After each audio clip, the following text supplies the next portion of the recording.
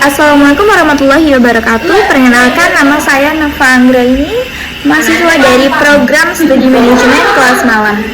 Video ini saya buat sebagai bagian dari pemenuhan tugas mata kuliah berpikir krisis, di mana kami diminta untuk mengkaji sebuah isu aktual secara objektif, rasional, dan berdasarkan teori serta bukti yang relevan. Dalam kesempatan ini, saya mengangkat tema Indonesia Gelap, Gelombang Kebangkrutan Pabrik Besar di Era Prabowo. Tema ini saya pilih karena dalam beberapa bulan terakhir kita menyaksikan realitas yang mengkhawatirkan banyak pabrik besar di Indonesia tutup, mulai dari Sritek, Sanken, PT GNI hingga Yamaha Musik, yang semuanya telah berdampak pada ribuan tenaga kerja dan ekonomi nasional. Melalui video ini, saya akan mengajak kita semua untuk tidak hanya melihat fenomena ini dari permukaan, tapi juga pembedanya dari perspektif teori-teori ekonomi, faktor internal dan eksternal perusahaan, serta bagaimana seharusnya negara ini hadir dalam situasi seperti ini. Semoga video ini bisa menambah wawasan, melatih daya pikir kritis kita semua, dan bermanfaat sebagai bahan refleksi bersama. Indonesia sedang menghadapi kenyataan pahit. Dalam beberapa bulan terakhir, sejumlah pabrik besar di Indonesia, mulai dari sektor tekstil, elektronik, hingga manufaktur instrumen musik, gulung tikar satu persatu. Di tengah harapan terhadap kepemimpinan baru di era Prabowo, justru muncul gelombang PHK massal, penutupan pabrik, dan kehancuran usaha besar yang telah puluhan tahun berdiri. Apakah ini murni kesalahan pemerintah, ataukah kita sedang menyaksikan dampak dari masalah struktural ekonomi nasional yang tidak diselesaikan sejak lama? Mari kita selusuri secara objektif dengan teori-teori ekonomi, data resmi, dan penalaran yang logis tanpa framing, tanpa asumsi. Yang pertama, aku akan bahas soal PT Sri Rejeki Isman Tbk.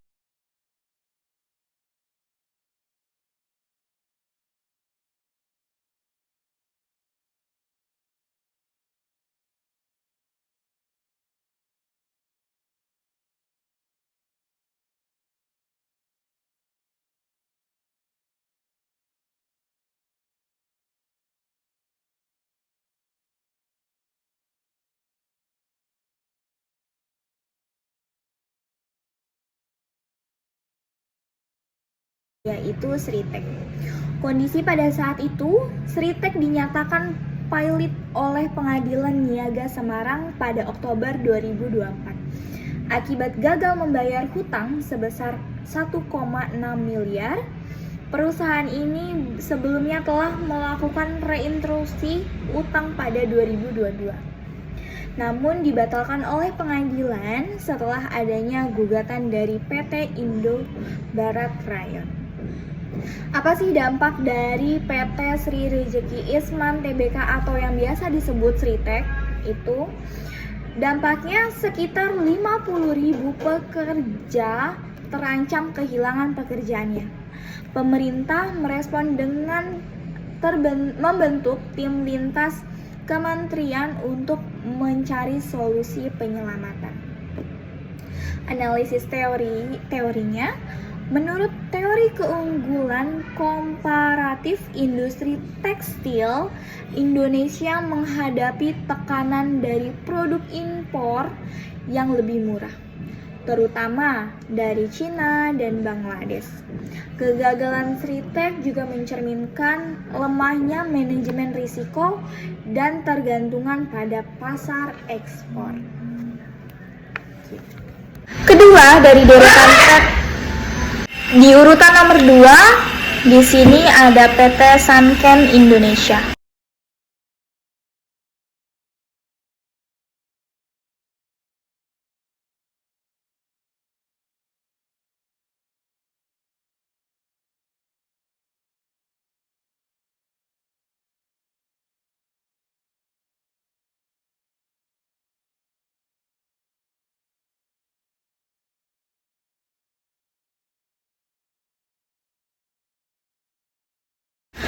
PT Sanken Indonesia, perusahaan elektronik asal Jepang yang beroperasi di kawasan industri MM 2100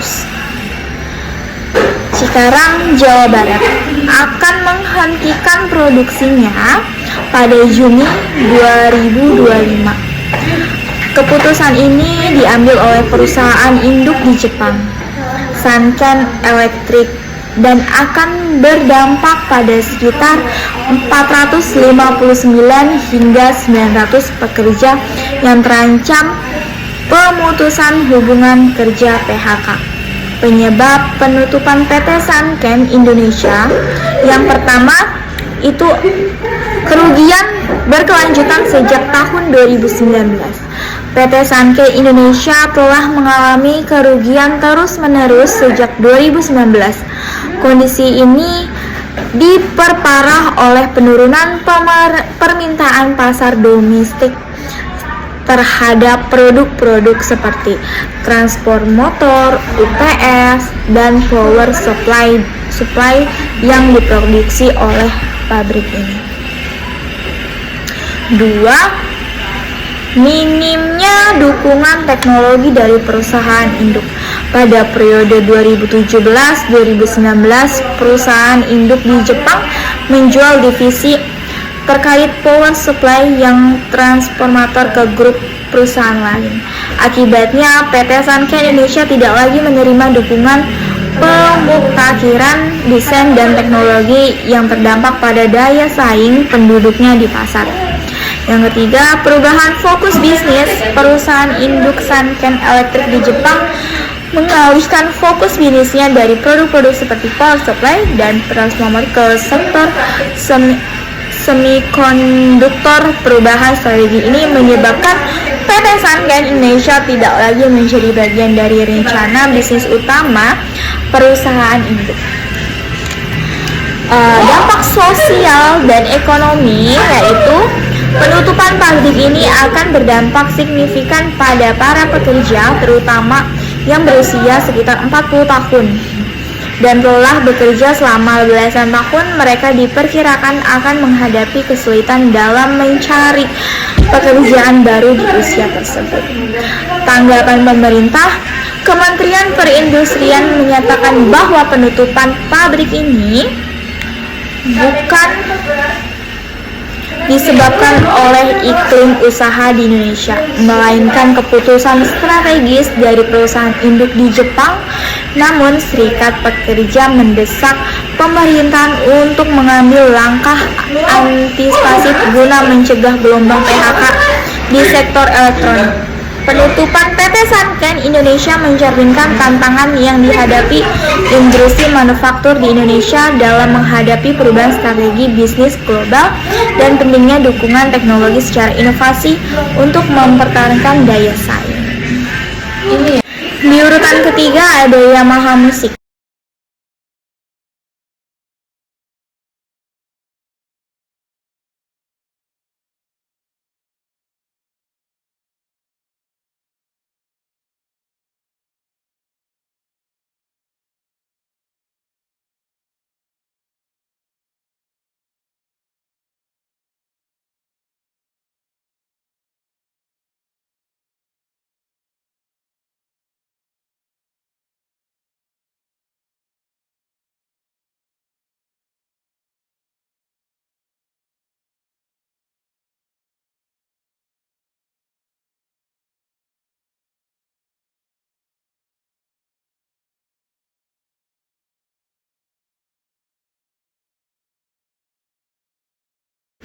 PT Yamaha Music Indonesia mengumumkan penutupan 2 pabriknya di Indonesia pada tahun 2025, yakni PT Yamaha Music Produk Asia di kawasan industri MM 2100 Bekasi dan PT Yamaha Indonesia di Pulau Gadung, Jakarta Timur. Penutupan ini berdampak pada sekitar 1.100 karyawan yang telah menghadapi ancaman pemutusan hubungan kerja PHK. Alasan penutupan pabrik PT Yamaha Musik yang pertama, 1. Penurunan permintaan pasar. Permintaan global terhadap produk piano mengalami penurunan yang memengaruhi volume produksi dan profitabilitas perusahaan. Yang kedua, konsolidasi produksi ke negara lain. Yamaha memutuskan untuk memindahkan produksi ke fasilitas di China dan Jepang yang dianggap lebih efisien dan strategis dalam memenuhi permintaan pasar global. Yang ketiga, efisiensi operasional. Langkah ini merupakan bagian dari upaya perusahaan untuk meningkatkan efisiensi operasional dan daya saing di pasar internasional. Dampak sosial dan ekonomi. Penutupan dua pabrik ini berdampak signifikan pada tenaga kerja lokal, dengan sekitar 1.100 karyawan terancam kehilangan pekerjaan. Situasi ini menimbulkan kekhawatiran akan meningkatnya angka pengangguran dan tekanan sosial ekonomi di wilayah terdampak. Tanggapan Serikat Pekerja, Presiden Fakta Serikat Pekerja Mental Indonesia menyatakan keprihatinannya terhadap keputusan ini dan mendesak pemerintah untuk mengambil langkah-langkah antisipatif guna melindungi hak-hak pekerja dan mencegah dampak sosial yang lebih luas. Kesimpulannya, penutupan pabrik PT Yamaha Musik Indonesia mencerminkan tantangan yang dihadapi industri manufaktur dalam menghadapi dinamika pasar global dan kebutuhan untuk meningkatkan efisiensi operasional. Langkah ini menyoroti pentingnya strategi adaptif dan dukungan kebijakan yang dapat membantu industri lokal, pertahanan, dan pengembangan di tengah persaingan global. Yang keempat ada PT GNI.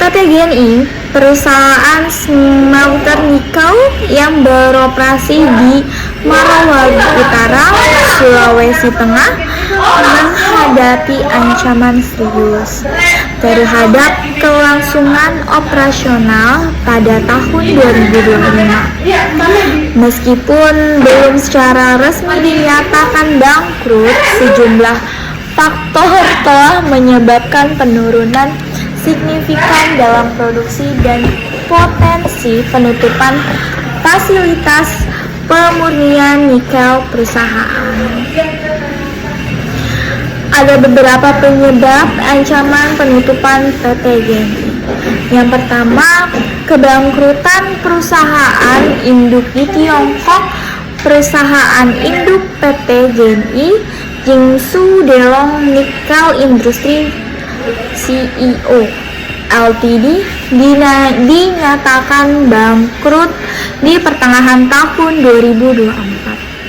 Kebangkrutan ini berdampak langsung pada operasional PT GNI di Indonesia.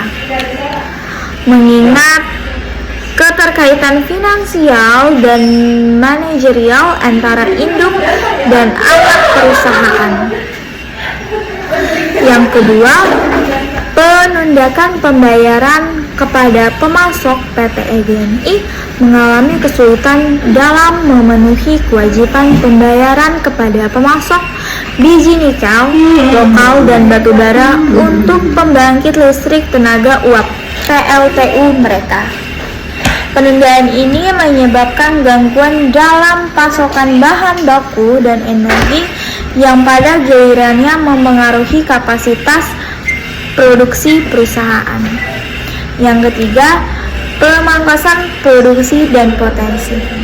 Penutupan fasilitas akibat dari masalah keuangan dan operasional PT GNI telah memangkas produksi secara signifikan dan bahkan menutup seluruh fasilitas pemurnian nikelnya. Langkah ini diambil sebagai respon terhadap kondisi yang memperburuk dan untuk mengurangi kerugian lebih lanjut.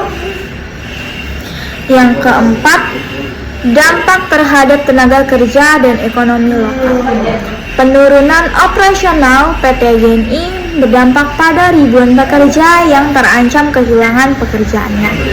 Selain itu, sebagai salah satu pemain utama dalam industri nikel nasional, gangguan pada operasi PT GNI berpotensi mengguncang produksi nikel nasional dan mengganggu stabilitas ekonomi regional. Upaya penyelamatan dan tanggapan perusahaan menanggapi isu penutupan manajemen PT GNI menegaskan bahwa kegiatan operasional perusahaan tetap berjalan seperti biasa dan seoptimal mungkin. Perusahaan juga menyatakan pernah mengalami perubahan dalam struktur manajemen operasional dengan tujuan memperkuat organisasi untuk menghadapi tantangan industri ke depan. Selain itu, bahan pengelola investasi daya anggota Nusantara dinilai dapat mengambil dalih saham smelter nikel PT GNI sebagai langkah strategis untuk mengamankan rantai pasokan nikel nasional, mencegah dampak negatif yang lebih luas terhadap industri nikel Indonesia. Kesimpulannya, ancaman penutupan PT GNI mencerminkan tantangan yang dihadapi oleh industri smelter Indonesia, terutama yang memiliki keterkaitan dengan perusahaan induk di luar negeri. Kebangkrutan perusahaan induk, masalah keuangan, dan gangguan operasional menjadi faktor utama yang mempengaruhi kelangsungan bisnis PT GNI. Upaya penyelamatan dan rekonstruksi diperlukan untuk menjaga stabilitas industri nikel nasional dan melindungi tenaga kerja serta ekonomi lokal. Faktor internal. Tidak semua ini bisa disalahkan pada pasar global. Kita juga perlu introspeksi kondisi internal perusahaan dan negara. 1. Manajemen utang dan finansial yang buruk. Sritek dikenal dengan ekspansif tapi tidak hati-hati, mengandalkan pembiayaan utang dalam dolar untuk ekspansi ke luar negeri tanpa lindung nilai yang kuat. Begitupun kurs dolar menguat, beban bunga membengkak. 2. Kegagalan inovasi. Banyak pabrik yang masih mengandalkan model lama. Misalnya Yamaha hanya bergantung pada ekspor alat musik konvensional, bukan digital atau aplikasi musik. Yang ketiga, Ketergantungan ekspor. Ketika pasar luar negeri melemah, permintaan ekspor turun drastis. Industri dalam negeri tidak disiapkan untuk pasar lokal yang cukup menyerap. Faktor eksternal. Persaingan global. Pabrikan dari Cina dan India menjual produk murah dengan subsidi dari negara mereka. Barang masuk ke Indonesia dengan harga rendah, membuat pabrik lokal tak mampu bersaing. Yang ketiga, pandemi dan pemulihan global yang tidak merata. Permintaan global belum kembali normal, beberapa negara melakukan proteksi mempersulit ekspor dari Indonesia. Yang ketiga, kebijakan dagang dan investasi. Indonesia lebih fokus pada hilirisasi tambang dan kurang pada penguatan manufaktur padat karya. Akibatnya, sektor-sektor menyerap tenaga kerja paling banyak justru dibiarkan tumbang. Bagaimana tanggapan pemerintah tentang kasus seperti ini? Yang pertama, Presiden terpilih Prabowo membentuk tim lintas kementerian untuk mengkaji penyelamatan Seritek. Namun, belum ada langkah konkret penyelamatan besar-besar seperti bailout, intensif fiskal, atau stimulasi industri. Pemerintahan lebih sibuk membangun hilirisasi nikel dan tambang. Padahal sektor tekstil, elektronik, dan manufaktur ringan menyerap lebih dari 15 juta tenaga kerja secara rasional.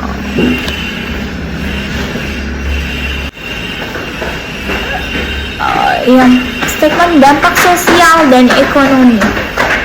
Yang pertama, PHK massal. Ribuan buruh kehilangan pekerjaan. Efek domino terhadap keluarga, konsumsi rumah tangga, dan UMKM sekitar pabrik. Yang kedua, meningkatnya kemiskinan perkotaan. Buruh yang kehilangan penghasilan beralih menjadi pekerja informal, pengangguran tersembunyi, atau migrasi pekerjaan. Yang ketiga, deindustrialisasi. Jika tren ini terus berlanjut, Indonesia mengalami keindustrian gigi. Negara akan terlalu bergantung pada ekspor komoditas merah. Apa yang harus dilakukan? Solusi dan rekomendasi. Yang pertama, reformasi kebijakan industri.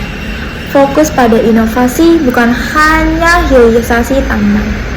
Kedua, pelindungan selektif. Tarik impor untuk sektor strategis dan padat karya.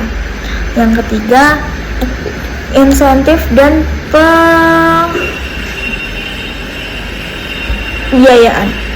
Akses kredit murah untuk pabrik lokal yang ingin bertransformasi. 4. Pendidikan vokasi. Tenaga kerja harus diarahkan untuk sektor baru, teknologi energi, pembaruan, dan industri.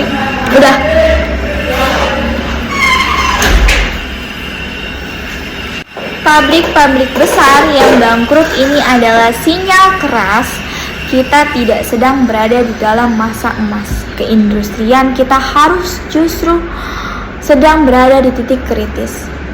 Jika tidak ada kebijakan dan keberanian dan berpihak pada industri dalam negeri, maka Indonesia hanya akan menjadi negara pasar, bukan negara produsen.